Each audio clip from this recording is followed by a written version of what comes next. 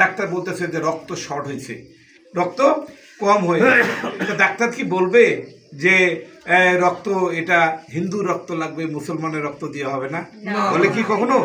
কোনোদিন শুনছেন? বলে না। বলবে কি হবে যে এ গ্রুপ অথবা বি গ্রুপ। এখানকার মসজিদ কমিটি যে আছে তাদের সঙ্গে বসে একটা আলোচনা করার পরে তাদের নামাজের টাইমটা যখন পার হয়ে যায় তারপরে আমরা সবাই মিলে এটা প্রোগ্রাম করি। কারণ ওনাদেরও ধর্ম যেরকম আমাদের কাছে বড়, আমাদের ধর্ম তাদের কাছেও বড়। তারা কিন্তু কোনো সময়ের জন্য কোনো রকম কোনো বাধা বা কোনো রকম কোনো আমাদের ইয়া করে না। আমরা এখানে হিন্দু মুসলমান সবাই কিন্তু শান্তিপ্রিয়ভাবে আমরা এখানে বসবাস করতেছি। আজকে এতদিন এত রকম দুর্ঘটনা ঘটছে, বোতলার মধ্যে কেউ কি বলতে পারবেন যে কোনো রকম কোনো একটা কেউ টু কথা বলছে বা কেউ হিন্দুকে নিয়ে সমালোচনা করছে? কারণ এইটার হচ্ছে শুরু থেকে যেদিন 5ই জুলাই যে কাহিনীটা হয় সেই দিন রাত 12টার সময় এই শামু ভাই আমাকে ফোন করে বলছে, লোটন তোমার ওখানে কয়টা ছেলে লাগবে, তুমি আমাকে বলো, আমি প্রয়োজনে তাদেরকে এগিয়ে দিচ্ছি। তোমার মন্দির কয়টা আছে এবং প্রতি ঘরে ঘরে গিয়ে বলবা যে আপনাদের যদি কোনো সমস্যা হয় আমাকে জানাবেন, আমি নিজে এসে সেটা সমাধান করব। উনি হচ্ছে সেই একজন ব্যক্তি, মহান ব্যক্তি। আমাকে যেরকম আপনারা হচ্ছে বোতলাপাড়া হরি মন্দির এবং কালী মন্দিরের সাধারণ সম্পাদক পদটা দিয়ে সম্মান দিয়ে রাখছেন, আজকে কিন্তু উনি কিন্তু রংপুর মহানগরে আহ্বায়ক আমাদের শামসুজ্জামান শামু ভাই, ঠিক আছে, উনি আমাদের এবারকার 3 আসনে সদস্য ইয়াতে এমপি সদস্য সচিব হওয়ার একটা ইয়া করছে।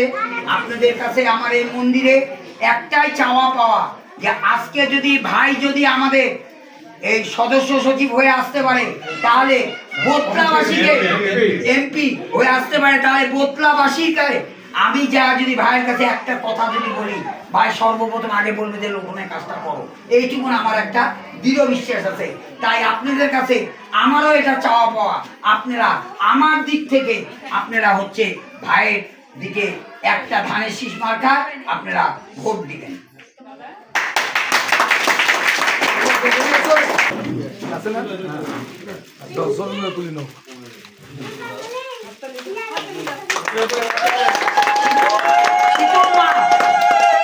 আমাদের দিদি কই?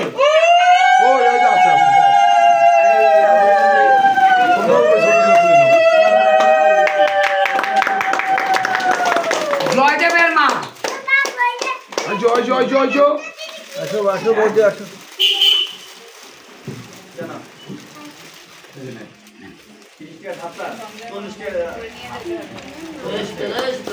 সঞ্জয়ের মা,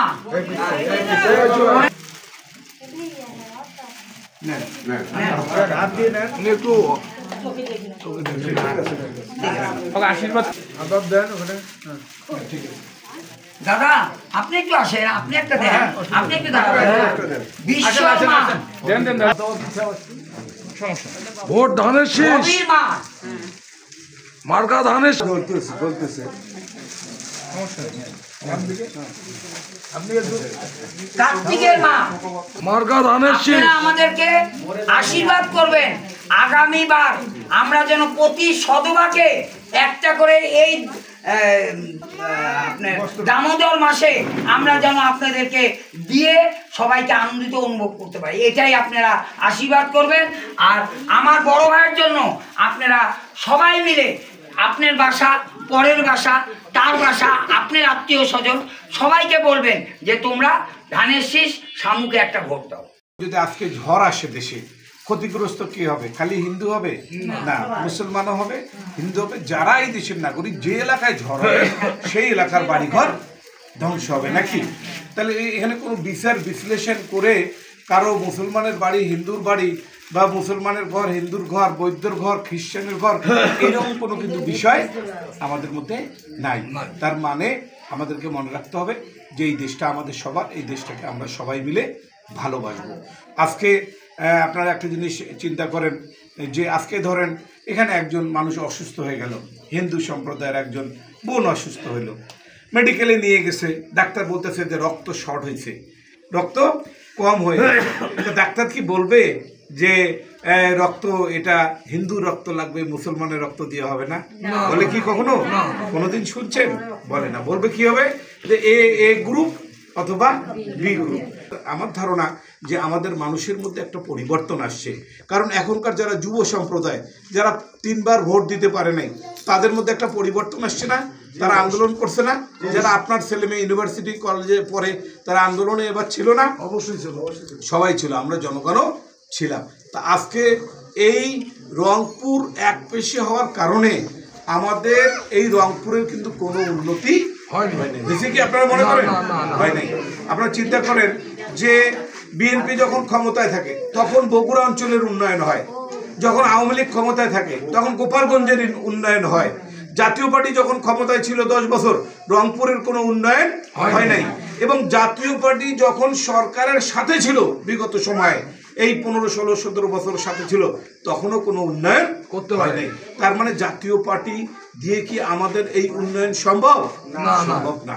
এই জন্য বোনেরা, এখানে যারা ভাই বোনেরা উপস্থিত আছেন, আপনাদের কাছে আমার আবেদন, আগামী দিনে এই জাতীয় সংসদ নির্বাচনে তারেক রহমান যাকে মনোনয়ন দিবেন, যিনি ধানের শীষের প্রার্থী হবেন, তাকে আপনারা সবাই আপনাদের মূল্যবান রায়টা দিয়ে রংপুরের একটা পরিবর্তন আনতে হবে।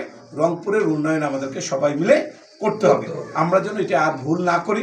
অতীতে যা হয়ে গেছে, আমরা অনেক পিছিয়ে গেছি, দেশ থেকে পৃথিবী থেকে আমরা অনেক পিছিয়ে গেছি, আগামীতে আর পিছিয়ে যেতে আমরা চাই না।